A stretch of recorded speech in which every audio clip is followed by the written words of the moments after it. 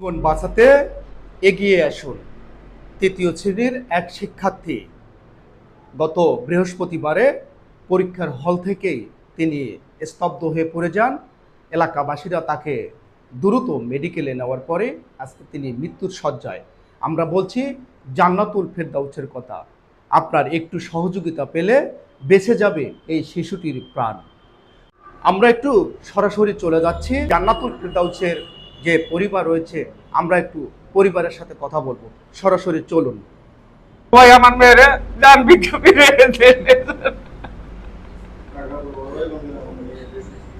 টাকার অভাবে আমার মেয়েটার আমি বাজাইতে পারতাছি না।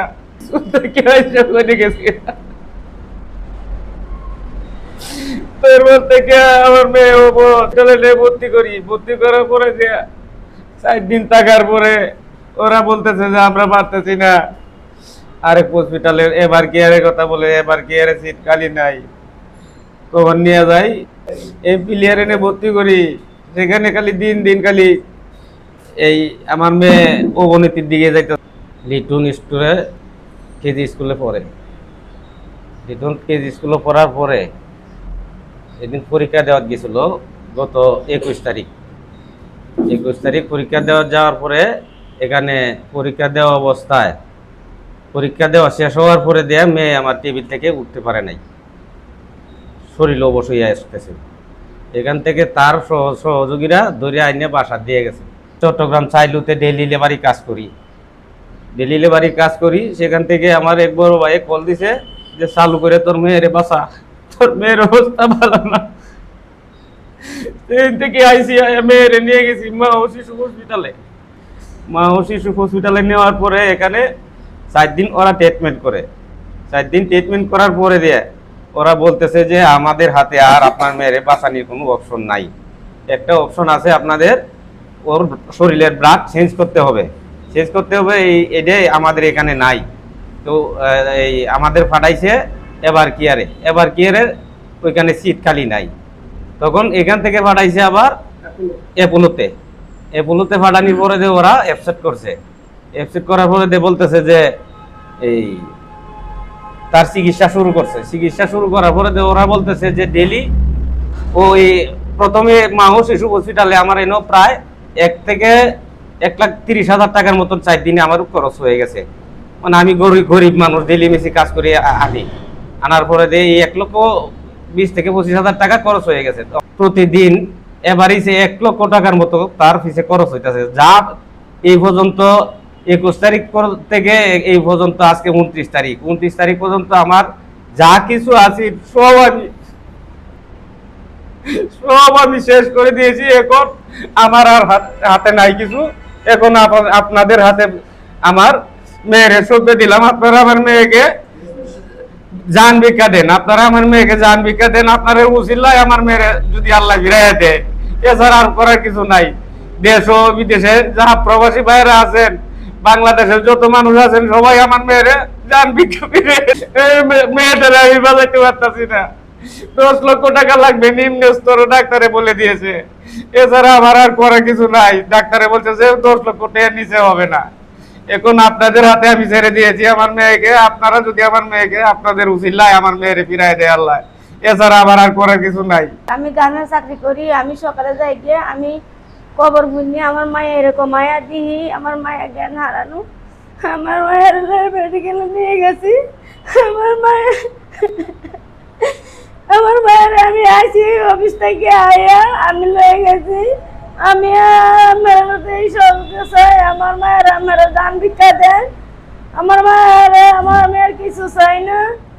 আমার মায়ের আমার দান ভিক্ষা দেন। আমার প্রবাসী ভাইয়ের কাছে ছেড়ে দিছি আমি আর কিছু চাই না। আমি জান্নাতুল ফেরদাউস পরীক্ষা দেওয়াকালীন অবস্থায় ব্রিজ থেকে আর উঠতে পারে না।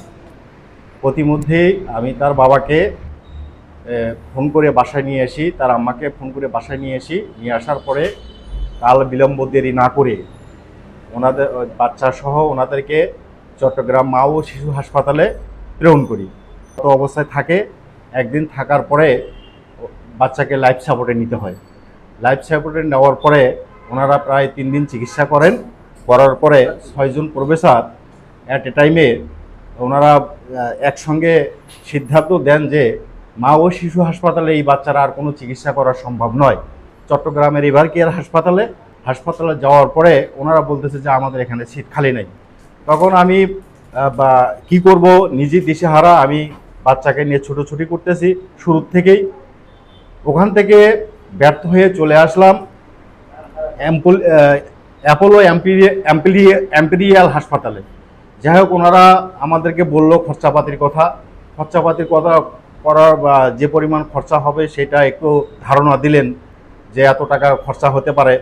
প্রত্যেক দিন 40,000 টাকার মতো আসবে এই বেড ভাড়া সহ আনুষ্ঠানিক খরচা, এবং মেডিসিন বাইরে থেকে কিনতে হবে। আমরা ইতিমধ্যেই প্রায় 5 থেকে 7 লক্ষ টাকার মতো দোনো হাসপাতাল মিলে খরচা করি। এখন ওর এই বাচ্চাটার আব্বা একেবারে নিঃস্ব, গরিব, অসহায়। এখন ডাক্তারে বলেছেন মিনিমাম 14 দিন ওখানে বাচ্চাটাকে থাকতে হবে। এমতো অবস্থায় 14 দিন যদি ওখানে থাকতে হয়, গড়ে যদি 1 লক্ষ করে টাকা খরচ হয় তাহলে 14 লক্ষ টাকা।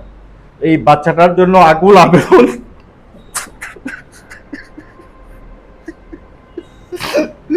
প্রবাসী ভাইদের কাছে, আকুল আবেদন সাংবাদিক মিডিয়া ভাইদের কাছে, আকুল আমাদের এই বাচ্চাটার দিক দেখে আপনারা একটু মানবিক সাহায্যের হাত বাড়িয়ে দেন। বাচ্চাটার বাবার অর্থনৈতিক অবস্থা একেবারেই খারাপ।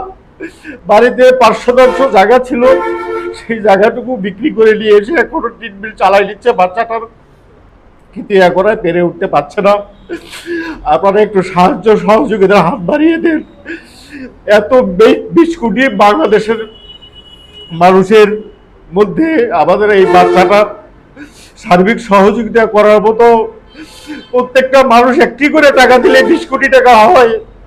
সেই চিন্তাটা মাথায় রেখে বাচ্চাটার এই খরচাপাতির বিষয়টা আপনারা অনুধাবন করে একটু সহযোগিতার হাত বাড়িয়ে দেন, যাতে বাচ্চাটা আমাদের মাঝে ফিরিয়ে আসে।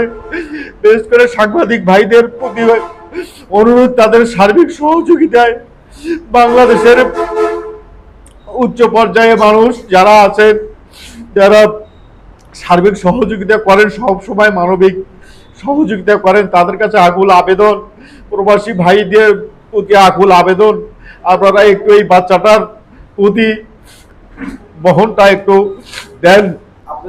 আপনাদের যদি কোনো বিকাশ নাম্বার থাকে, বিকাশ নাম্বারটা একটু বলুন। হ্যাঁ, বিকাশ নাম্বার আছে। বিকাশ নাম্বারটা বলতেছি 01923617804। আবারও বলতেছি 01923617804।